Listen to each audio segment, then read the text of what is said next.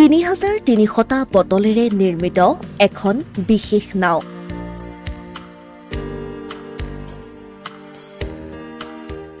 সেই নাৱেৰে বগীবিলৰ পৰা ব্ৰহ্মপুত্ৰৰ বুকুৱেদি গুৱাহাটীলৈ যাব এজন যুৱক।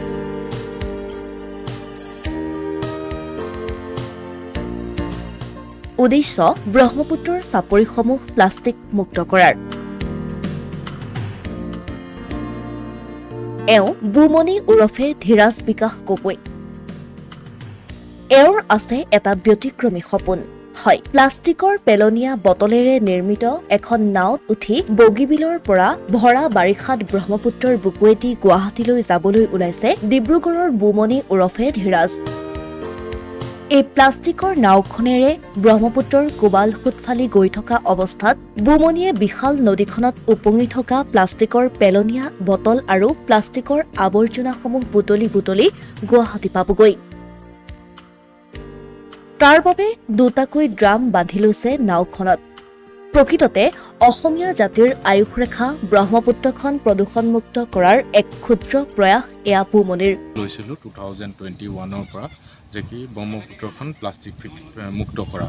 চ' মই প্লাষ্টিক মুক্ত কৰাৰ থিমছেৰে যেতিয়া মই ভাবিছিলোঁ, যিহেতু মই 2019 চনৰ পৰা ৰিভাৰ টুৰিজিমৰ লগত জড়িত আৰু মোৰ দুখনকৈ হাউচ বোট আছে যি বাহিৰৰ মানুহ আহি মই উজনিৰ পৰা নামনিলৈ যাওঁ। গৈ থাকোঁতে মই তাত দেখা পাওঁ যে কি বহুত সৰু সৰু চাপৰি যিবোৰ জনশূন্য, খালী প্ৰকৃতিৰ লগত জড়িত যিবোৰ চৰাই চিৰিকটি জীৱ জন্তু তাত থাকে। তাত দেখোঁ যে কি বহুত ধৰণৰ প্লাষ্টিক তাত গোট খাই খাই ৰখি থকা।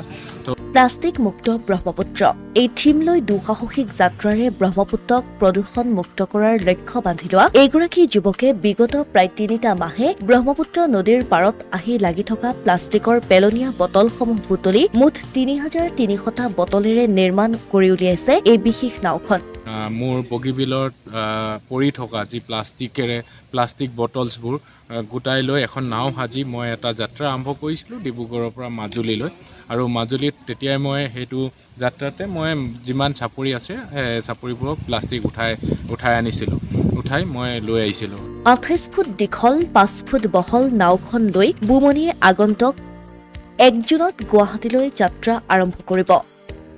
মুঠ 13 দিনত গুৱাহাটীত 3 সতীৰ্থৰ সৈতে উপস্থিত হ'ব বুমণি। ইয়াৰ পূৰ্বেও প্লাষ্টিকৰ বটলৰ নাৱেৰে বুমণিয়ে ব্ৰহ্মপুত্ৰৰ বুকুৱেদি মাজুলী, দিহিংমুখ, চনকপাৰা আদি ঠাইলৈ একেই থিম লৈ যাত্ৰা আৰম্ভ কৰিছিল আৰু এই যাত্ৰাত তেওঁ সফল হৈছিল। 2022 চফা কৰিছিলোঁ। 2023ত মই ইয়াৰ পৰা ওপৰলৈ গৈছিলোঁ, এটা চাপৰি আছিলে, তাতো দেখিছিলোঁ সেই ক্ৰমে। আৰু 2014ত মই এটা ডাঙৰ চিন্তা চৰ্চা কৰি 13 দিনীয়া এটা যাত্ৰা আৰম্ভ কৰিছোঁ।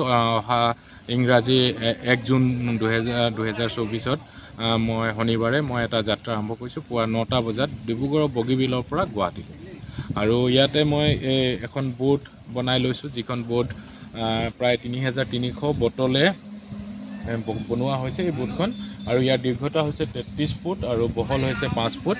আৰু ইয়াৰ লোড কেপাচিটি বহুত আছে ইয়াৰ। আৰু এইখন ইয়াত 2টা ড্ৰাম লাগি আছে। ড্ৰাম 2টা হৈ গ'ল, আমি ডাষ্টবিন হিচাপে কাম কৰিম, যিখিনি লৈ যাম। আৰু যিবোৰ চহৰ অঞ্চলৰ নিজে কাষত থকা যিখিনি আমি ট্ৰাই কৰিম যে কি পৌৰ নিগমে হওক তেখেতলোকক জমা দিয়াৰ আমি ট্ৰাই কৰিম। আৰু এনেকৈ চফা কৰি আগৰ 13 দিনীয়া যাত্ৰাটো আমি গুৱাহাটীত। উল্লেখ্য যে ব্ৰহ্মপুত্ৰৰ পাৰে পাৰে কেইবা ঠাইত তেওঁ প্লাষ্টিক মুক্ত কৰাৰ সংকল্প লৈছে। এইবাৰৰ এই যাত্ৰাকালত বুমণিক সহায় কৰিব পৰ্যটন বিভাগৰ লগতে পৰ্যটনৰ লগত জড়িত হৈ থকা সংগঠনসমূহেও। অসমীয়া প্ৰতিদিন ডিজিটেল সংবাদ বৰবৰুৱা।